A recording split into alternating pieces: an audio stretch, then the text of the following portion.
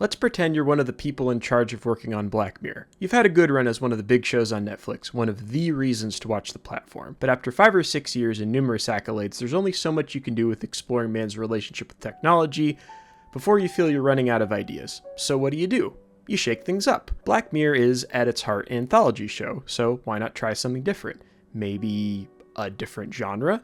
Enter Mazey Day, episode 4 of the 6th season of Black Mirror, a bold attempt at trying a completely different genre, a possible new direction for this award-winning series.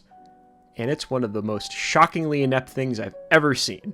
Now hear me out, I applaud this episode wanting to try something different. Variety is the spice of life after all. But this episode misses the landing so profoundly that I couldn't stop thinking about it and wanted to figure out how to properly explain why it didn't work. Plus, when I heard the words, Black Mirror Werewolf episode, I couldn't help myself. That description just begs a look alone. Mazey Day is set in 2006 in Los Angeles at the height of paparazzi culture. We're first introduced to Bo, a paparazzi who plans to quit the profession after actions cause a celebrity to unalive himself. Meanwhile, a starlet, the titular Mazey Day, is at a movie shoot in the Czech Republic when she abruptly quits the shoot and disappears from the public eye after a drunk hit and run. A massive cash reward is offered for a photo of her, and Bo, who is hard up for money, like many paparazzi, jumps at the opportunity along with her other paparazzi friends. Meanwhile, Mazey is sinking into self-destruction and PTSD over her guilt over the accident and decides to get help, choosing to stay at a retreat for the weekend. Bo and her other paparazzi friends track down Mazey and after breaking into her cabin begin to take photos of her. Of course, Bo discovers that Mazey is chained to the floor, plus there's a goat in the corner.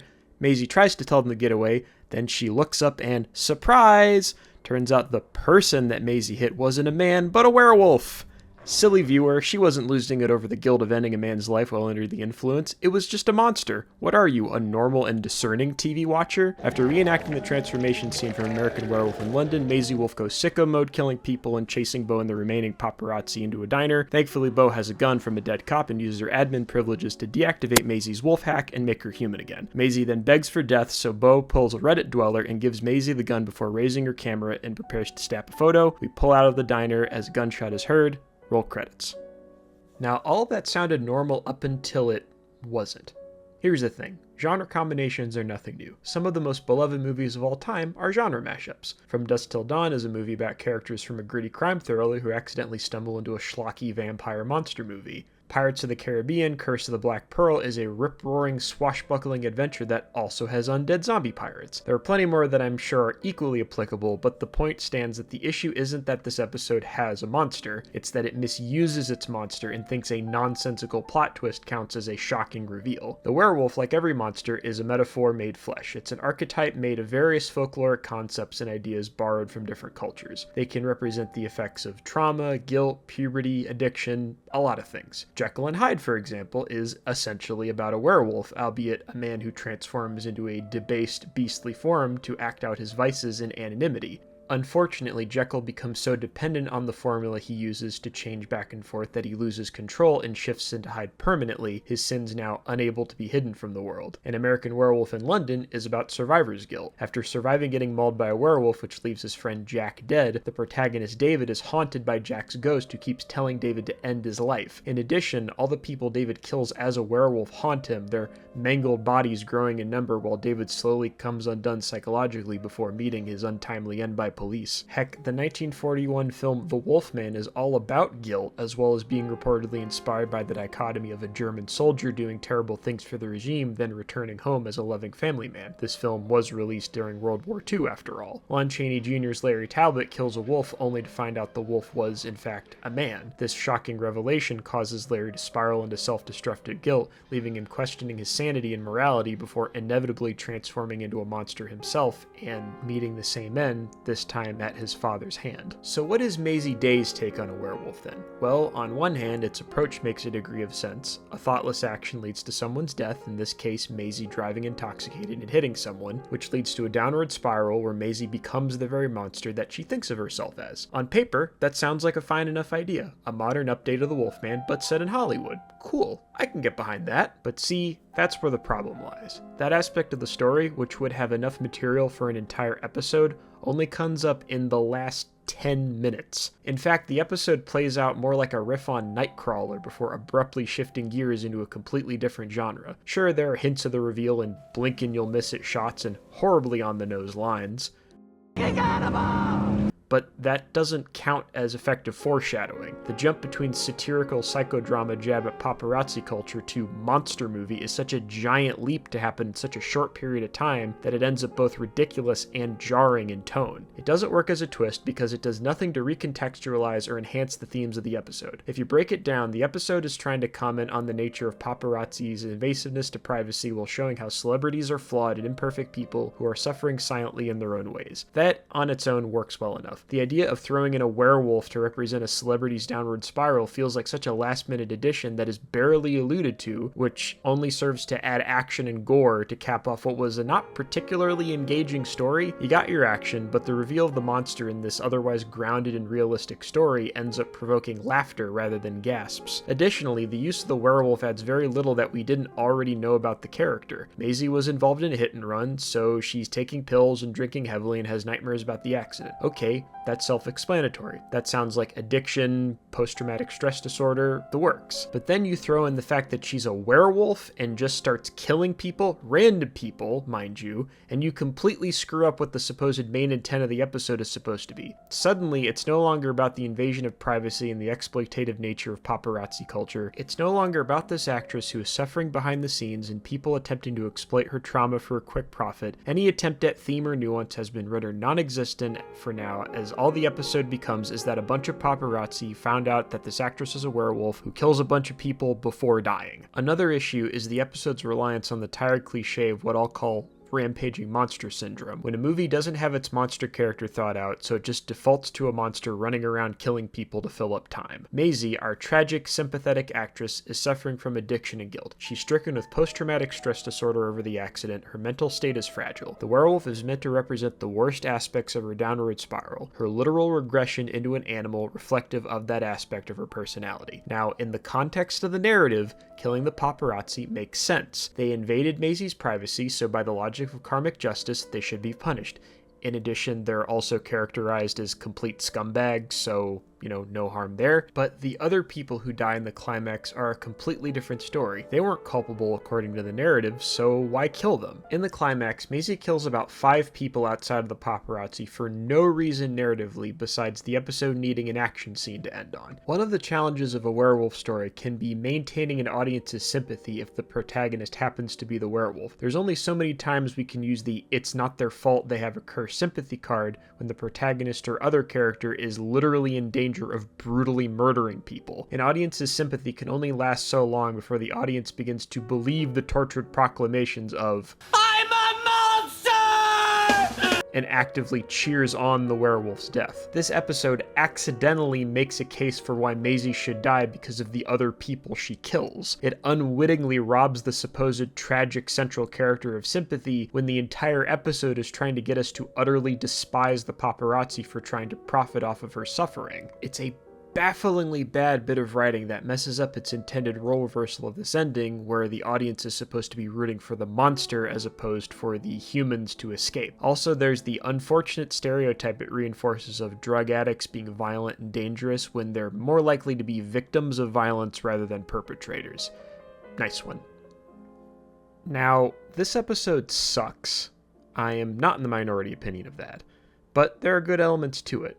This is a case of awkwardly squeezing too much into a very limited time frame. So I've had this idea to fix this episode on my mind for a while.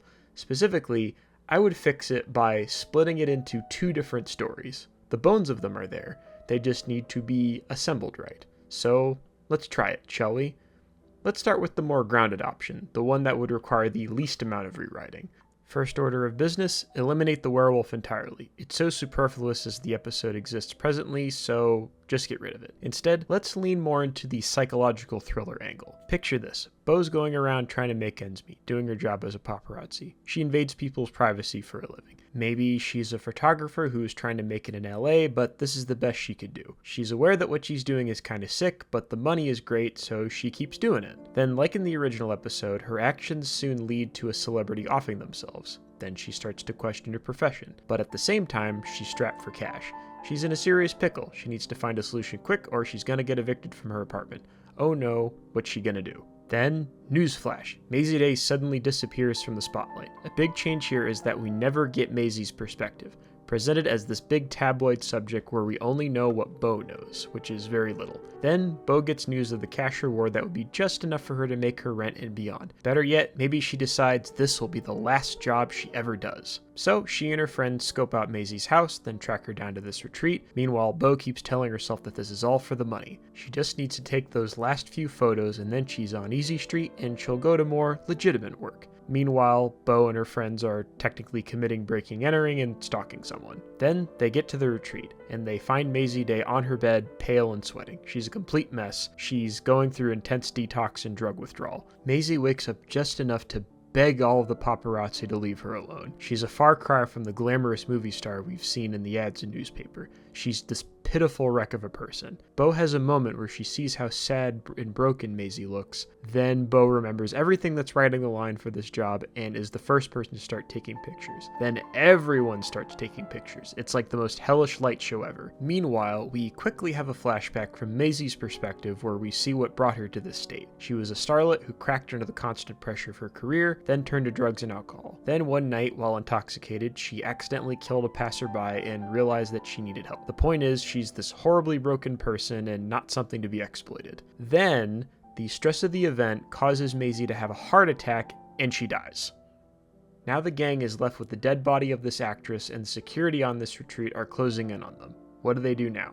See how much better this sounds already? It's cleaner, simpler, there's no reveal that feels like it comes out of nowhere, and at the center you have a compellingly human story of depravity and desperation. Since the ending of the original episode desperately wants to shove the whole "the real monsters are people" message down the audience's throat, eliminating the werewolf makes a lot more sense. To wrap things up, I envisioned the ending of the episode being that Bo manages to escape the retreat through the woods with her friend. I had pared down her crew to just one friend and a getaway driver, but the friend has a change of heart and realizes that selling the photos of this dead actress is wrong. At this point in the episode, though, Bo has effectively sold her soul and is willing to do anything for that money now. There's a struggle for the camera, and Bo accidentally murders the friend. Then Bo gets away with everything and gets her money, but now she has the guilt of all her actions swimming in her head, and she then descends in the same pattern of self-destruction as Mazey Day. I don't know about you, but that sounds like a hell of a better ending. For the second option, my basic pitch is an American Werewolf in Hollywood. Don't lie to the audience, just be upfront and say that this is an episode about an actress who gets bitten by a werewolf. So we keep the initiating event.